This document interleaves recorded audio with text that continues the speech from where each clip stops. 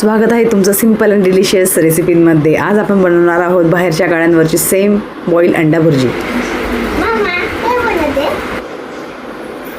काय खायचं तुला? मला बॉईल अंडा भुर्जी।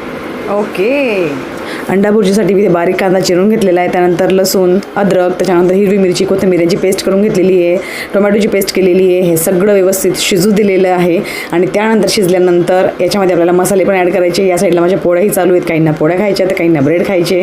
तर इथे मी मसाले घेतले, त्यामध्ये धण्याचं पावडर, लाल तिखट, चिकन मसाला, थोडीशी हळद आणि चवीनुसार मीठ घेतलेलं आहे। यांना सगळं व्यवस्थित मिक्स करायचं आणि छानपैकी शिजू द्यायचं। जसं तेल सुटायला लागलं त्यामध्ये थोडं पाणी ॲड करायचं, 1 वाटी 1.5 वाटी। त्यानंतर त्याला व्यवस्थित अजून शिजू द्यायचं त्या पाण्यामध्ये आणि जसं अजून तेल सुटलं की मग पाणी ॲड करायचं, तेही अंडी बघून।